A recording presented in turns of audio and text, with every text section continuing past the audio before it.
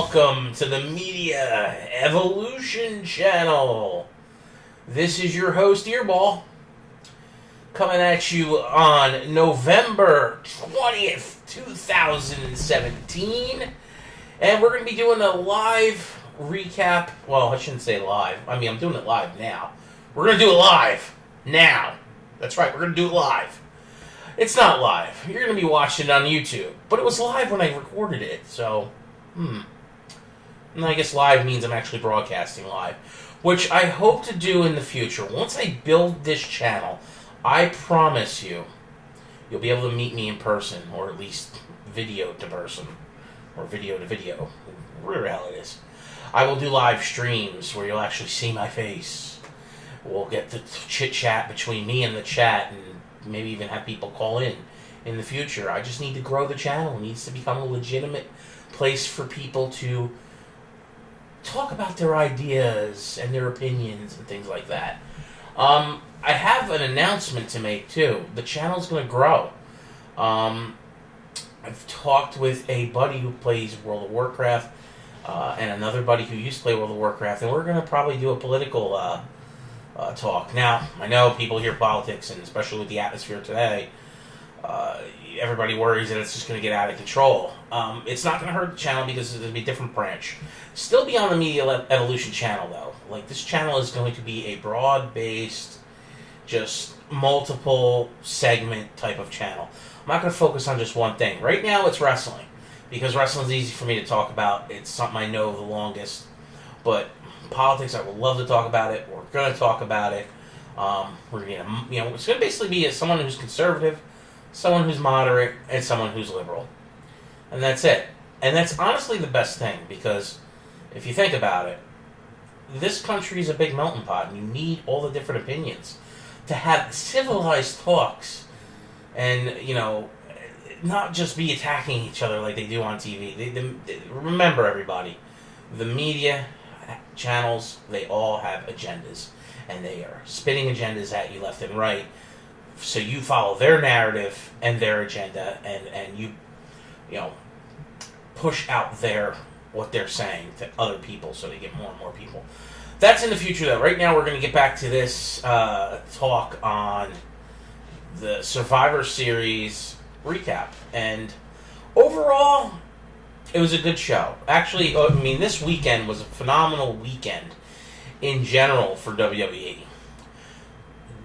It is funny, though, how the junior squad of NXT continues to slap the main squad of Raw and SmackDown in the face every time they do a TakeOver major pay-per-view event weekend.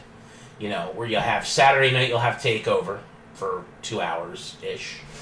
And then, Sunday will be a pay-per-view, which is usually one of the big four. So TakeOvers go against Royal Rumble, WrestleMania, SummerSlam, and Survivor Series. The major pay-per-views of WWE that have been developed over decades. Alright? I actually personally think that the TakeOvers are overshadowing now. They're not behind the shadow. They are shadowing the main roster. And I think TakeOvers need to be on their own cycle and no longer with major pay-per-views. I would do them... I personally would reduce the main roster pay-per-view events down to maybe once a month. And I would break them up, too. What I would do is I would flip-flop them, where a 4-hour event for pay-per-views, give Raw and SmackDown each 2 hours, and 2 hours from, say from 7 to 11. 7 to 9 is Raw, and then 9 to 11 is SmackDown, and then the next month you flip it and do SmackDown then Raw, and then you do the big combos where it's not a set 2 hours for Raw and SmackDown, but there's just matches, whether they're intermixed between the brands or flip-flopped or whatever, like, you know, your Royal Rumble, your WrestleMania, your SummerSlam, and Survivor Series. And keep the Survivor Series format as a bragging rights thing, but definitely they have to do better than 1 month of build-up. Survivor Series should be built up all year, in my opinion. If they're going to truly do a legit brand split, it should be built up all friggin' year. Sibling rivalry between the McMahons, you know, certain wrestlers can't stand the other wrestlers that are, you know, main eventing or have titles on the other roster. They just, you know, fake stuff. Keep it under kayfabe. I know kayfabe's dead, but legitimately they can do that, and I don't know why they don't. They definitely should.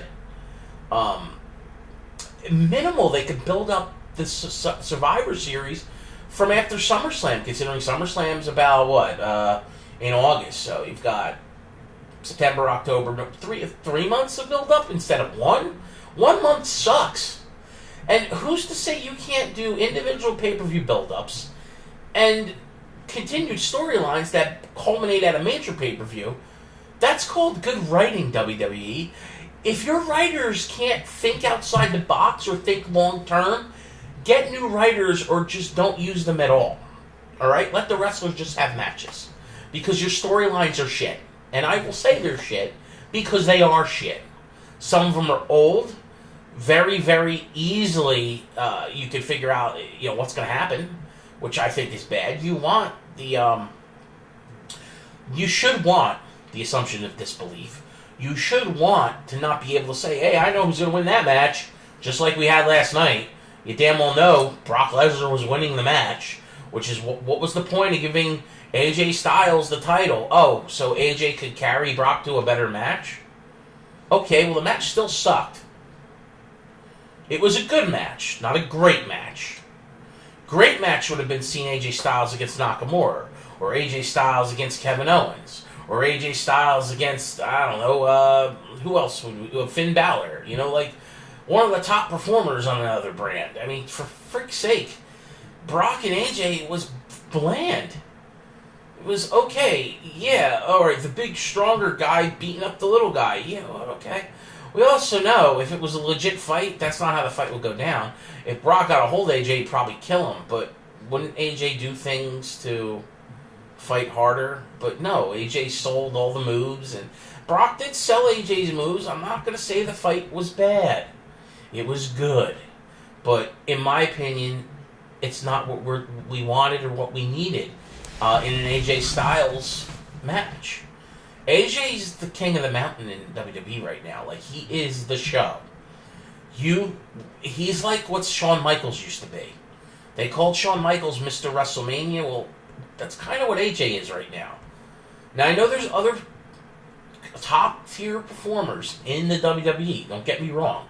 I'm not here to bash them as performers. I'm here to bash the bookers and the writers and Vince for being stubborn as hell. He needs to wake the fuck up. It's almost, 2018 in another month and a half. I mean, the Attitude Era was 2 decades ago.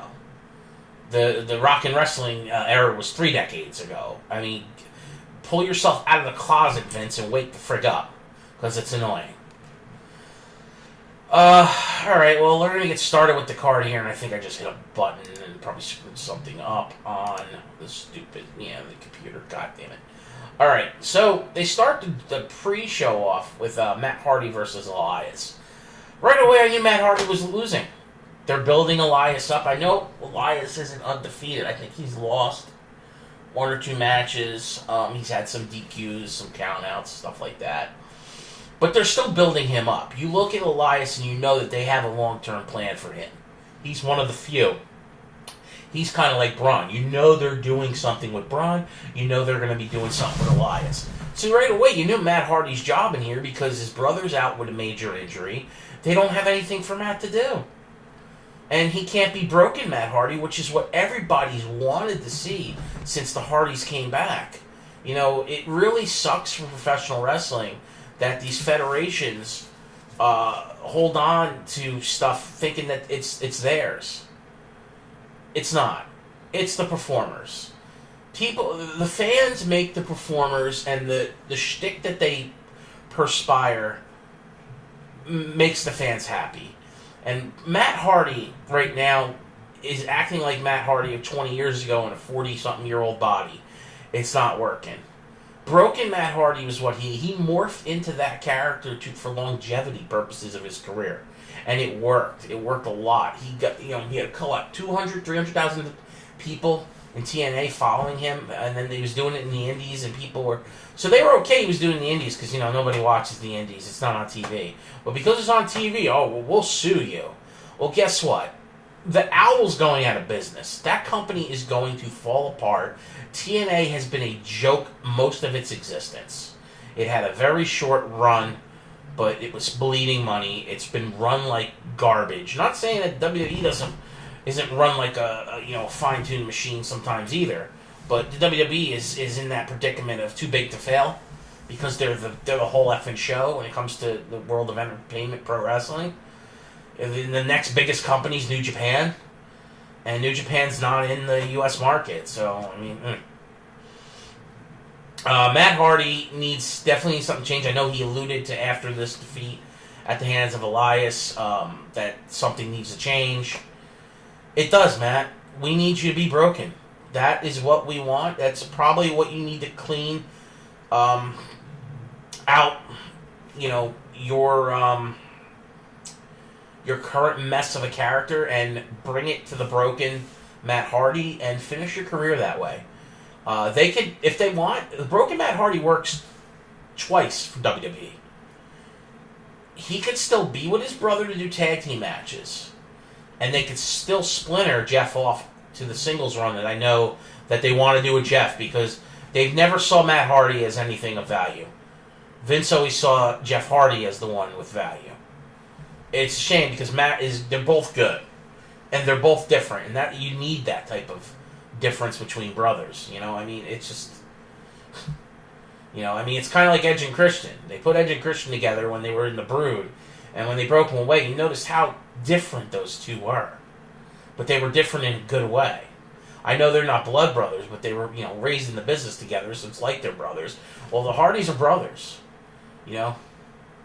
and brothers are never, even identical twin brothers are never totally the same. So you could still have Matt be broken, Jeff go off and do his Enigma thing, and when needed, bring them together to have awesome tag team matches. When needed, when you need that, when you have nothing doing for them in the writing for singles matches, you'd be like, we could bring them together and have them have this great match. Like you could have the Hardys go against the Usos. A match would probably wreck shit. But we won't see that till maybe next year, because the Usos are on a different brand, and, Jeff's out till SummerSlam of next year, maybe? I don't even know. We haven't heard crap. So it's just a shame where Matt's at right now. I'm glad Elias got the win. It's good for Elias to keep, pushing his character forward and chalking up wins. The match wasn't horrible, but we knew the outcome. We knew Elias was going to win. And it's not the only match tonight where we knew someone was going to win. So, stay tuned for the rest of that. But the next match ends up being a snore fest. I love Enzo. I think he's so needed in the company because he's so good on the mic. But you could tell he's just lacking in skill. Or he's got a particular moveset that's only going to go so far. I don't see him having a long wrestling career, but I could see him having a long career in the WWE because he could be a manager.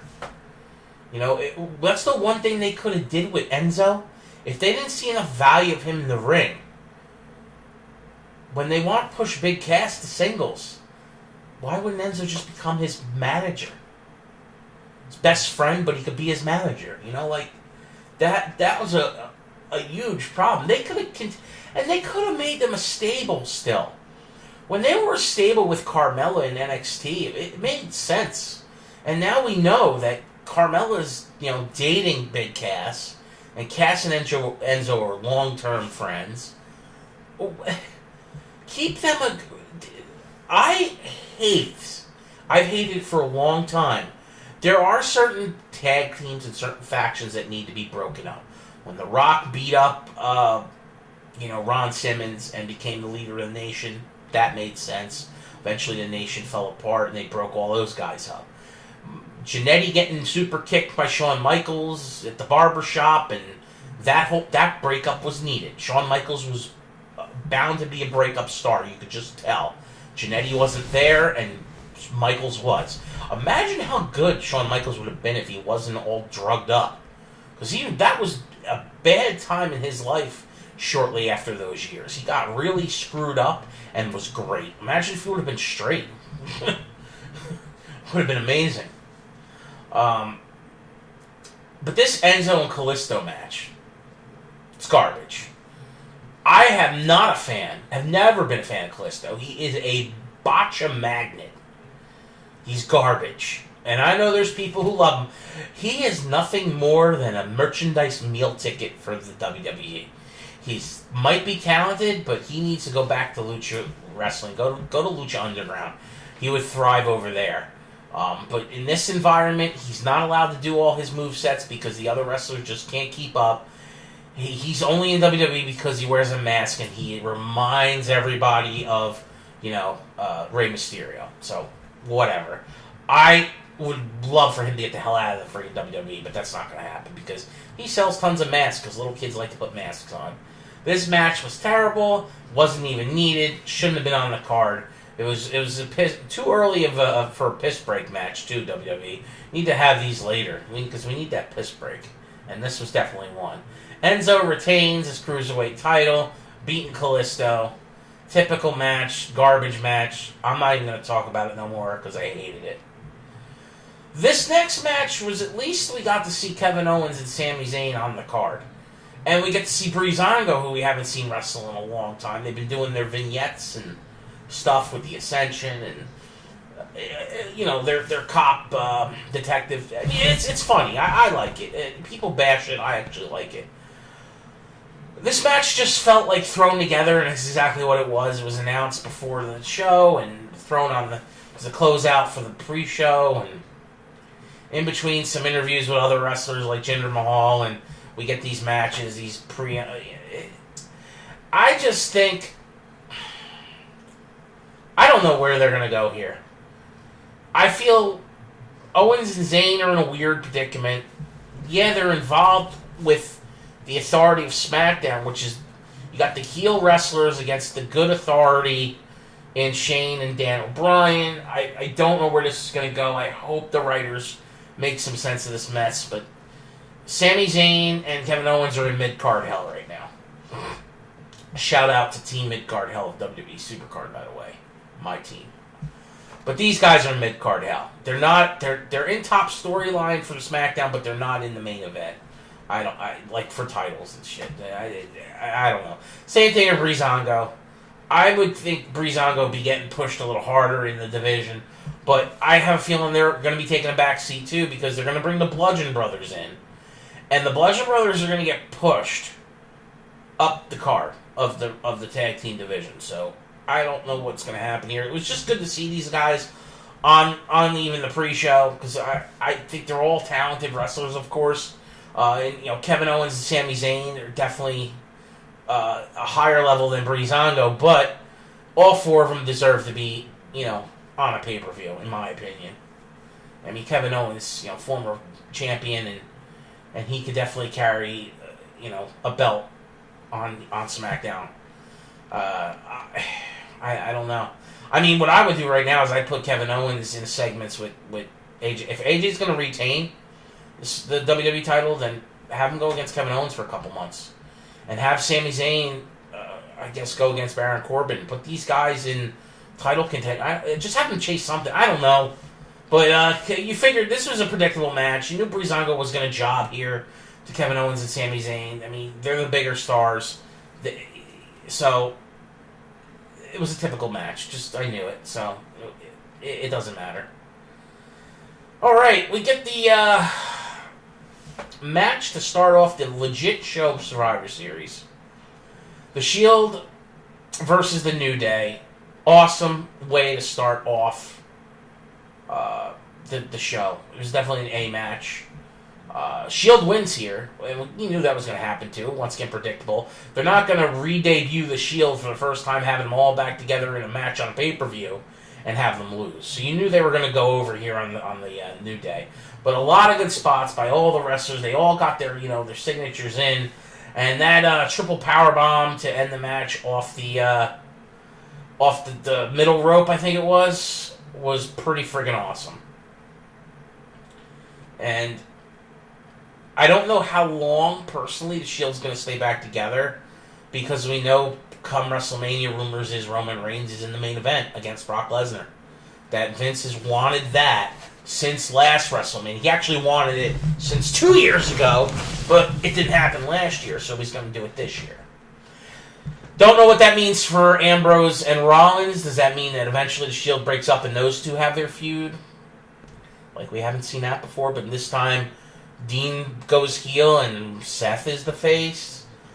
I don't know. Personally, what I would do is, if I was to break them up, Roman against Brock, okay, fine, let Dean go do his thing. I would put Dean going for the IC title with The Miz again. I really liked their segments. I thought they were good. Some of it was corny, like the Mitch Plant thing, but some people got a kick out of it.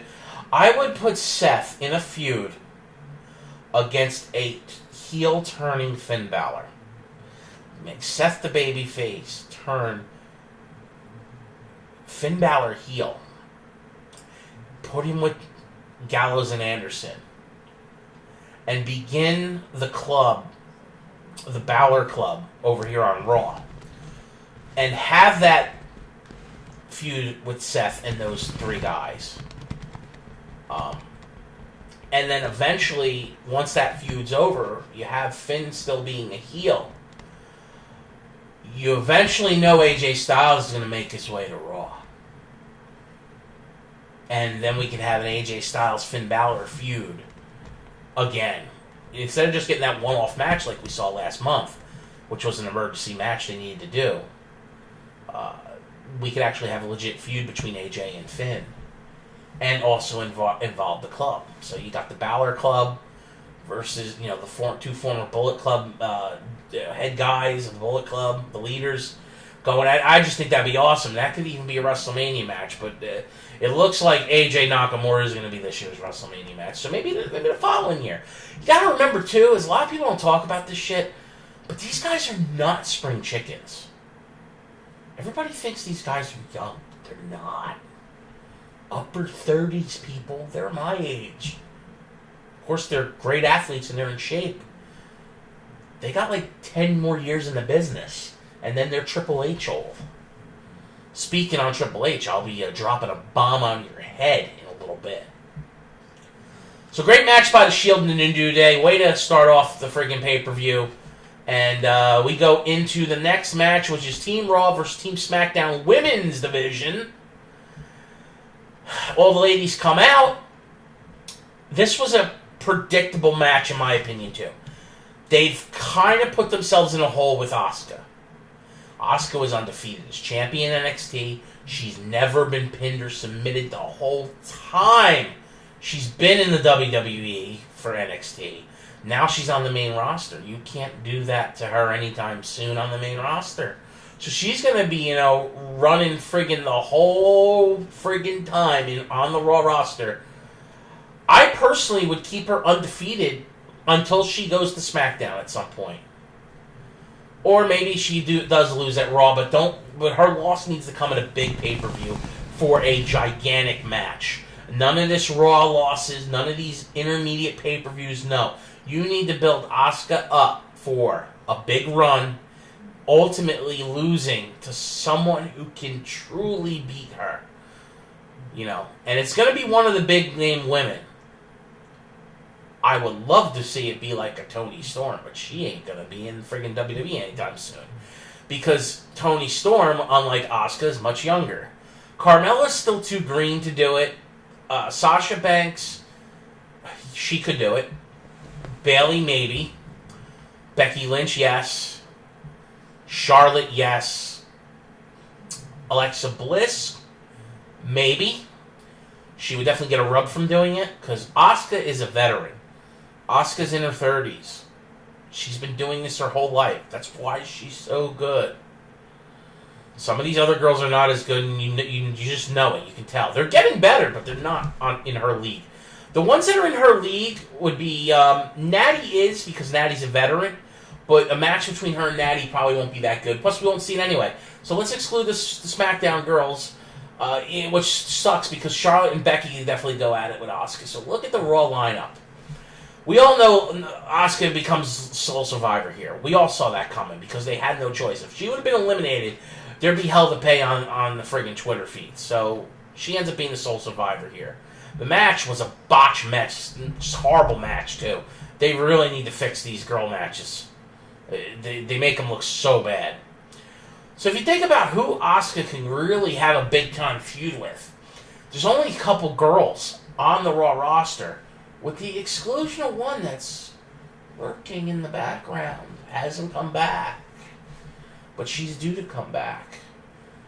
I think a returning Paige and Asuka storyline needs to happen. I think they could feud for 3 or 4 pay-per-views in a row. Have awesome matches. Paige will lose, but they could build it up to where Paige eventually beats Asuka. Paige is a young upstart. She's very young still. She's came to the WWE at 18. I think she's 22, 23 now. You know, she's been gone for a while, so that's what I'm saying. She would lose some matches here to Asuka. Or maybe you have her have this feud, lose 2 or 3 matches to Asuka, and then they don't see each other for a while again. Maybe you don't, until you actually turn Asuka heel and she becomes the Raw champion, and you keep her with the title for an entire year. So not this WrestleMania, but next WrestleMania. Then you have a baby-faced Paige square off against Asuka at WrestleMania. And on the stage of WrestleMania 35, because that's what it would be, you have Paige beat Asuka, finally, for that first time. And get that huge rub that Paige would need again to catapult her career in the right direction again. Get her back on track. Not saying she won't be back on track when she gets brought back up, but on the standpoint of, we need Paige. The women's division needs Paige. She's extremely young. She's got longevity and wrestling in her blood. Needs to happen, people. Because I'm hoping that we can get Paige on that path. We'll still have Sasha Banks. We'll still have Charlotte. We'll still have Carmella. We'll have several of these other girls who will phase out. Will probably be Tamina will probably be gone. We'll still have Nia Jax. Becky will still have. Natty might retire and become a face in the back or a trainer. She'll be around, but not mainly in the ring anymore. She'll definitely take a seat back. A step back, I should say. And I see, Tamina gone. Mickie James will probably retire. I don't think she's going to be around much longer. But there's tons of talent coming up that we're going to see in NXT that will eventually make the main roster. From the Mae Young Classic, there's girls that are veterans that just have to get used to the company that are in NXT now, but we know they're going to be coming up soon. In the next 6 months. They're going to make these rosters for the female divisions bigger on Raw and SmackDown. Not just be 6 people on each one. They're going to get larger. I'd say they're going to get up to 10 on each roster. So we're going to see girls come up, and it's only going to make the division stronger. But we want that next Trish Stratus, Lita type scenario, and we can get that in a different twist. We have to pluck the right kind of young talent girls. Carmella, as she keeps improving, that's good. We need to bring in a Tessa Blanchard. We need to bring in, what's her name? The girl with the really long lasso friggin' hair. She's the future. There's a couple other girls in the NXT. I can't think of the names from Mae Young Classic right now. We know Kairi Sane will eventually be up on the main roster. I don't think she's the future, but she's definitely a positive to the women's division. They need to sign Toni Storm. Toni Storm needs to be in the WWE. She's 22. She's in the same age bracket as Paige. You're talking 10, 15 years in the business from now till the future with these girls. Get them in there and get them and build them up. You don't need to make them unstoppable monsters, but you need to make them legitimate legends. I think that can be done. I think it'll be a positive way to go with these girls. But we'll see where they continue to build Asuka, and I hope they don't screw it up. If she loses in the next 3 months, I'm going to flip out. I will lose my shit. Intercontinental match, The Miz versus Baron Corbin. The next match here, this is another predictable match. You knew Baron Corbin was going to win. He needed to win more than The Miz does, which is a shame because I hold, the IC belt's more prestigious than the U.S. title. But it was an easy match to pick. I mean, it was just a given. Baron Corbin over The Miz here via end of days. Boring match, but we kind of knew it was going to be boring. It wasn't as bad as the women's match, though. The 5v5 women's match probably the worst match on the main card. I would say this match was the next worst, and then you're going to be surprised. The main event was right in the middle. The best match on the main card would probably be between... Yeah, you know what? I'll give it to the tag team. The tag team match, the best card, and then the Shield and New Day are equal to the women's championship match, even though everybody hated the women's match. So Baron Corbin wins via end of days. Boom, done. They were trying to build up a storyline here, but it just failed. Failed miserably. Everything failed about this match. It was just bad. And I'm not a crazy fan about Corbin, but I understand that they need him. I'm more of a fan of The Miz. There's just a match they threw together. Champion versus champion. Yeah, these guys are going to go at it. Raw and SmackDown. So, predictably now, you have the first win by SmackDown. So now you get the match between the Usos and the Bar. Usos are going over here. Usos are considered the best tag team in all of WWE. So this is another predictable match. The Usos are winning here. So now we're going to have 2 wins for Raw and 2 for SmackDown. The match after this, going to once again be easy to determine who's going to win. Well, maybe. No, it was. But the Usos win, and I'll tell you what, this was the match of the night on the card. These 2 teams are so freaking good. It's ridiculous. And that whole spot with Jimmy tagging Jay as he's flying over the rope in the corner to friggin' crash onto Cesaro to knock him out of the match, tagging his twin brother in, getting the friggin' Uso frog splash on Sheamus to get the pinfall was just sick. These guys know how to do spots, and it's just awesome to see. They are, in my opinion, the biggest and best in all of wrestling. The Usos are the best tag team, hands down. Their entertaining factor is extremely high, both in ring and on the mic. Their look is great. They have just raised to a level since turning heel that I didn't honestly think they were going to go. I always thought they were going to be corny. But no, they're legit good, and it's great to see that these kids, the sons of Rikishi, have become to this promise. They better never break these 2 up. It would be a Greek tragedy. I know they're not Greek. I'm just figure of speech in here. And sorry, I'm a little nasally. It's just this weather's been terrible. You got the one thing that drives me nuts here is that you got other podcasters and critics and people that write stuff on the internet saying this match wasn't an A+ match. I don't know what the hell they were watching. But then again, I'm about to bash a match that other people are praising. So, I don't know. We'll see. Next match on the card ends up being the Queen versus the Goddess. Another match with a lot of hype of stereotypes and, factors that are being thrown in by WWE, but ultimately, it didn't matter. It wasn't a bad match. Once again, a very good match because both girls can go. These women are friggin' amazing. I love both Charlotte and Alexa Bliss, and I'll tell you, Alexa Bliss is freaking gorgeous. Charlotte's gorgeous too, but she's more intimidating for us men that are of normal height. She's definitely an intimidating woman.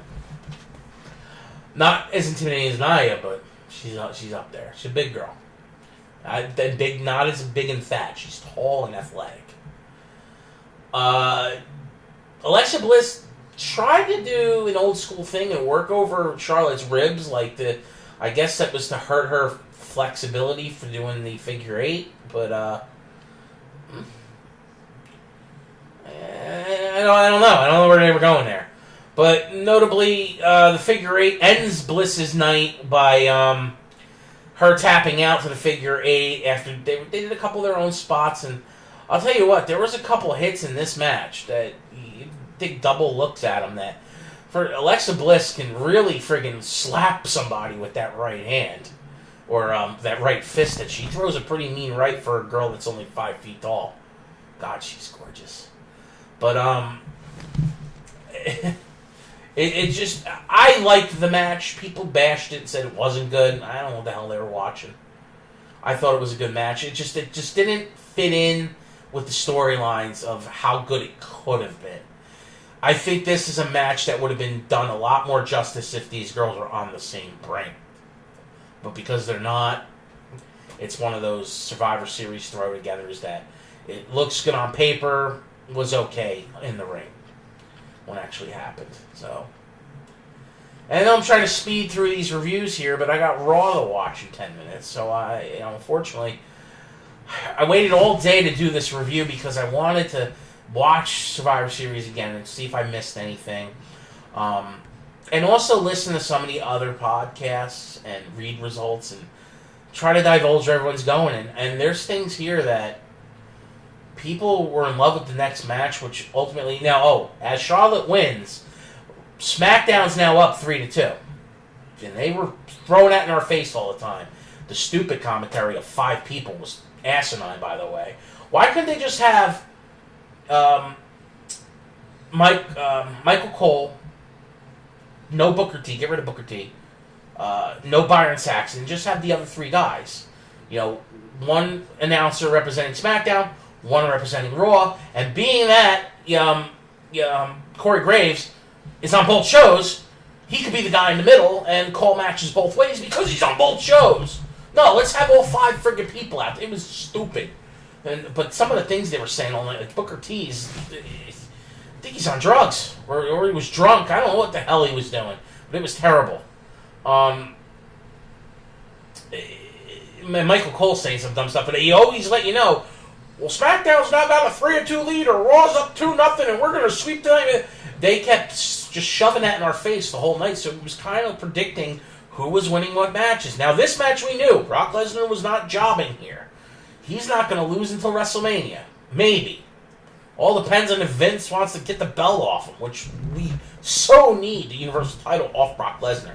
The belt it doesn't need to be up for grabs every Raw, but it needs to be represented. The champion needs to be on the show.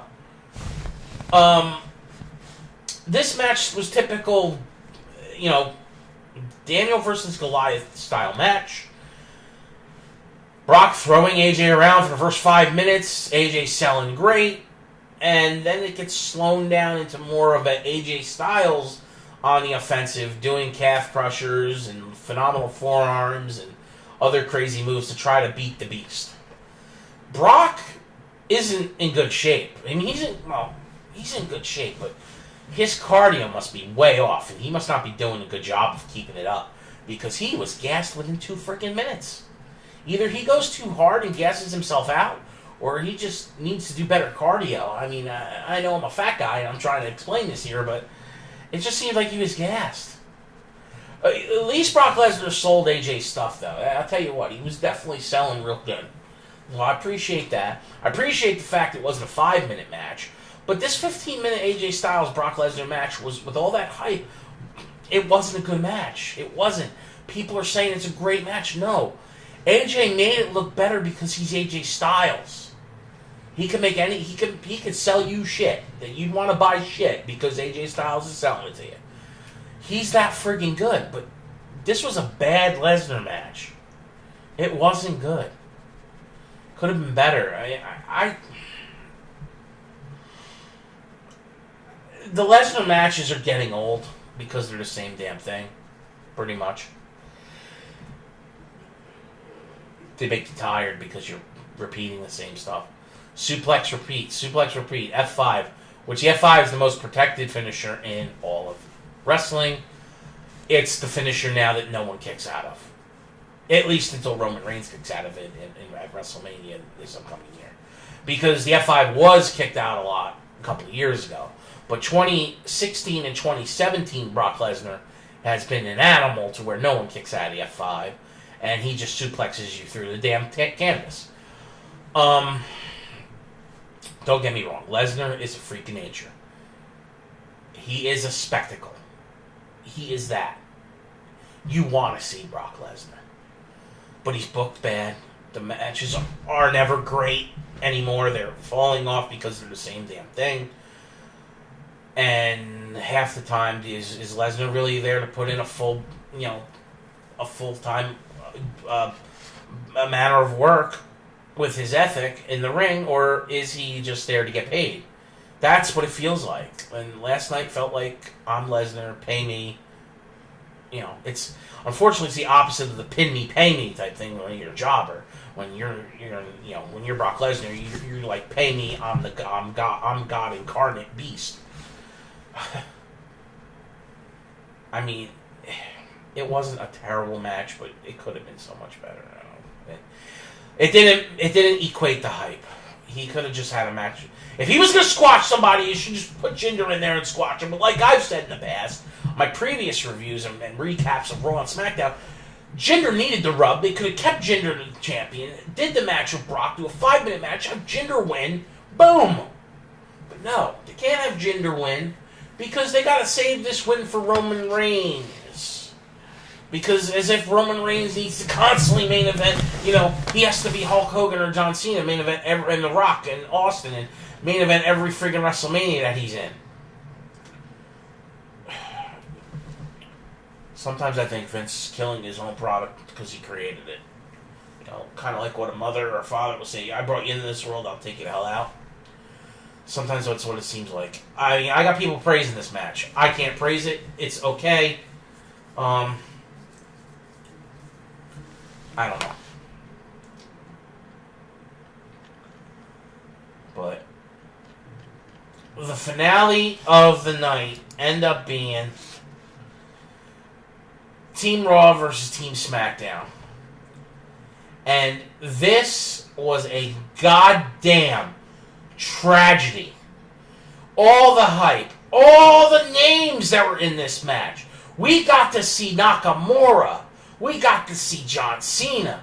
We got to see, friggin' Kurt Angle, Braun Strowman, Triple H they put in here. I know he's still Triple H. People want to see Triple H, even though I don't want to see him no more. Samoa Joe. You got Bobby Roode. Shane O'Mac, everyone loves Shane, but Shane didn't need to be in it. I personally wouldn't have had Shane in this match, but who else were they going to get, I guess? I don't know. I'm going to explain this match a little bit more, but I'm going to drop a bombshell at the end here. We all talk about, at least the people that are smarks and wrestling community and fans in general that like Triple H, all praise the man for the job he's done with NXT. What he's allowed the creative team of NXT to do and the talent to give us in the ring, with the matches in the ring, and storylines and whatnot. For what it's supposed to be as a developmental platform, it doesn't act like a developmental platform. It acts like a legitimate platform that any other company would love to have as their main platform. But this is the development of WWE's talent. It's not the main roster.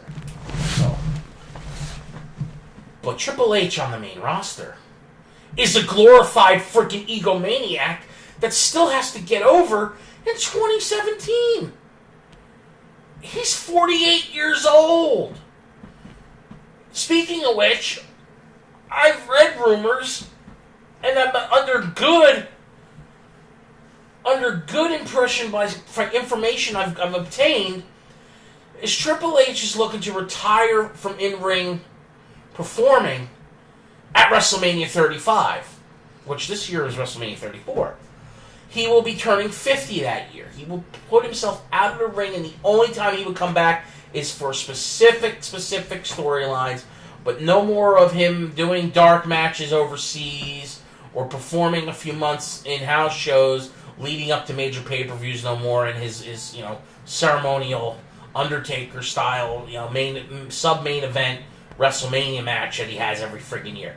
That is all going away soon. Triple H will be hanging up the boots per se from a more part-time, full-time basis that he does, and just strictly going as COO of the company, and only having matches when he really, really needs to be pulled out for storyline, but that will be on rare occasion going forward past the age of 50. So we are still going to see Triple H going into this year's WrestleMania. Of course, he's going to have a match. Probably going to be Kurt Angle. Could be Braun Strowman. We won't know until we actually see Raw tonight. And then you've got, the rumor has, we'll see him again next year, going into next year's WrestleMania 2, which he ultimately will retire and probably get put into the Hall of Fame. That is bound to happen at some point, because Triple H has had a really long, prosperous career of being who he is, and then it's not only because who he married well, he married Stephanie McMahon, so he is going to be involved in WWE until the company ceases to exist, which will be never, unless somehow people completely stop watching, pro wrestling.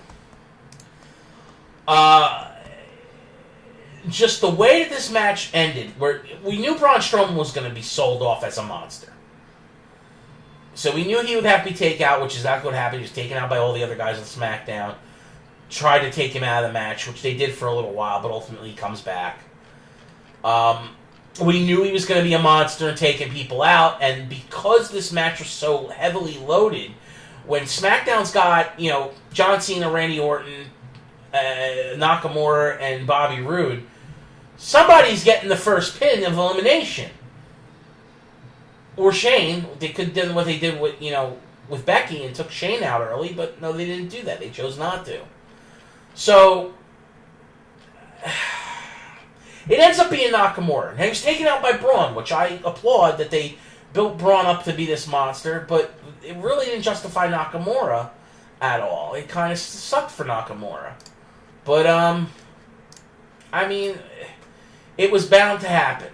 So it ultimately is what it is. Everybody cried about it on Twitter. Everybody on Twitter flipped out about it, and it's a disappointment. But it was Braun taking these guys out, and Braun then a minute later takes out Bobby Roode. Now, at least we did get to see some spots with Bobby Roode and Triple H, because Bobby Roode is a mirror, they're like, you put long hair on Bobby Roode, they could be twins. About 10 years apart, Triple H, hey, kid, you need to hold your role there. Well, guess what? That you're 48, he's 40. It's another hilarious thing. The youngest guy in this match was Braun Strowman. This match actually needed, this sounds crazy, needed Kurt Angle's son. Because he's at least young and could eat some pins. But, they didn't do that here. So, Braun takes out both Nakamura and Bobby Roode in the span of a minute. At least there was some interactions with the wrestlers. We got the big calls. We got the Nakamura to face off against Finn, which everybody wants to see because they've had crazy matches in NXT and, have worked together overseas, so that would be great for a major match. But this is Survivor Series, different style match. I'll tell you what, it started getting weird, though, after this next elimination. The Samoa Joe elimination was a little weird. Cena winds up, attitude adjusting Samoa Joe twice, and eliminates him. And, someone had to go from Raw. Ends up being Joe. But if you look at this here, right? Notice the pattern we're going. Braun is a homegrown guy. Look at who's been eliminated early.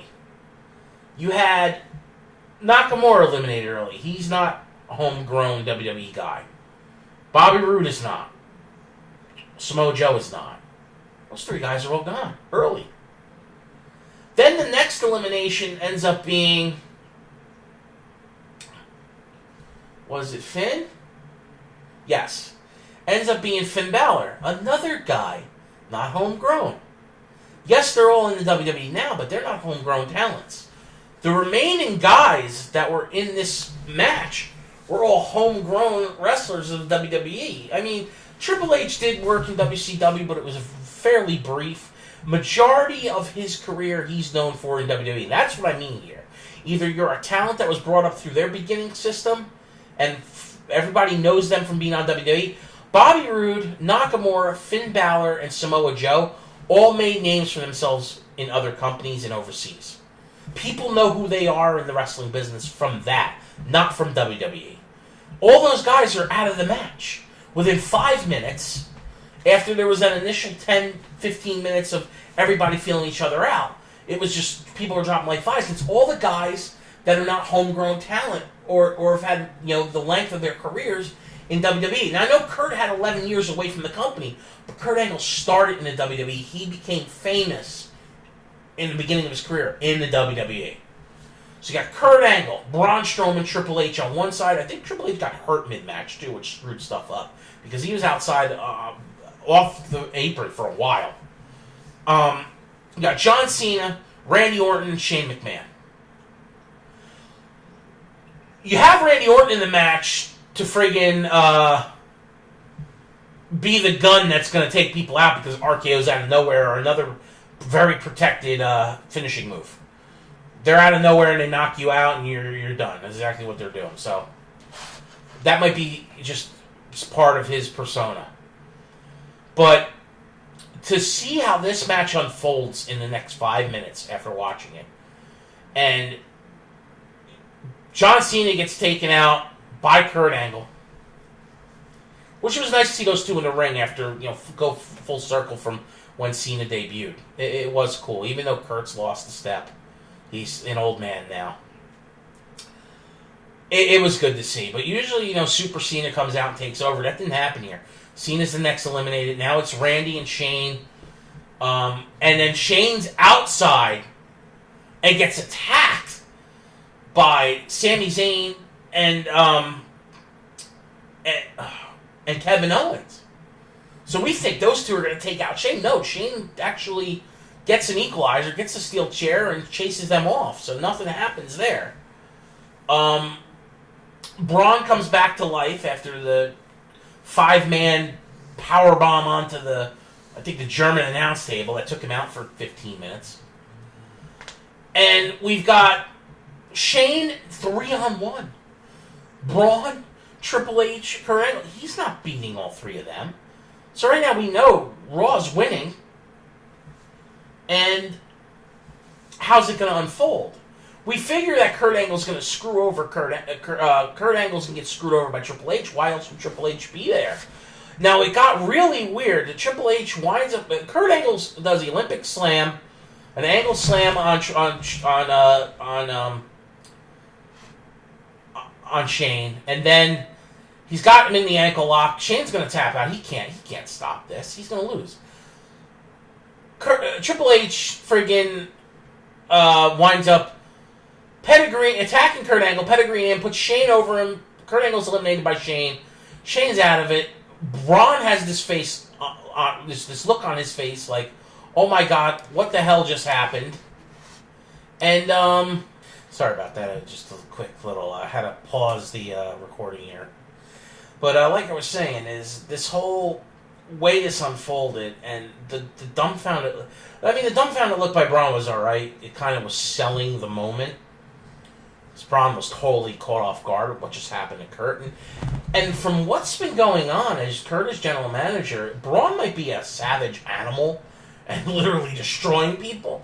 But Braun sees a target and goes for it. He no remorse, no fear. And when he asks for a match, Kurt's been giving it to him.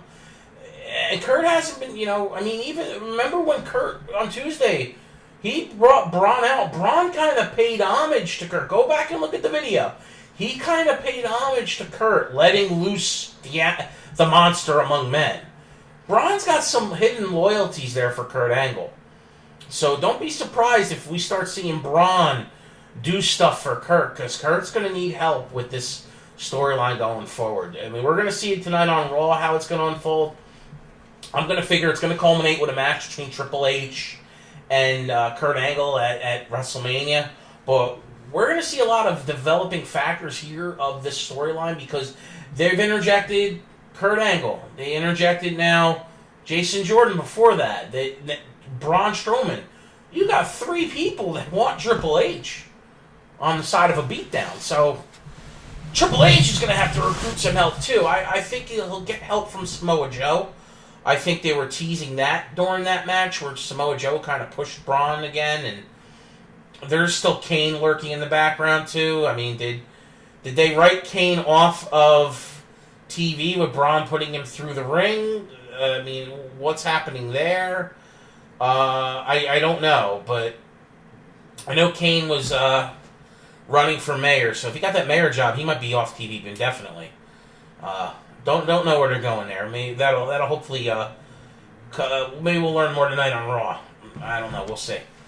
But anyway, this has been the review. Overall, the review for Survivor Series, I would give it a 4-star out of 5-star. Definitely a B+, possibly an A. But it wasn't as good as TakeOver. The NXT stuff was just off the charts good. And if you want to see some... Pay that $9.99, get the damn the network, and go watch TakeOver. Because that Aleister Black match against the Velveteen Dream was probably the match of the year. And the whole friggin' card was amazing. There wasn't a bad spot. Even the starter match, which was probably the worst match on the card, was friggin' amazing. You know, it was very good for how hard hitting it was and where it pushed, you know, a new talent that is going to be coming up in the ranks of NXT and eventually probably the main roster. I would love to talk more about NXT, but I know only a specific number of people watch it, so I'm not going to really go into it. But I want to thank everybody for listening that is listening to this to like and subscribe to the channel. Check out my Twitter account and follow that as well. And come back for my Raw review tomorrow, which will be posted sometime.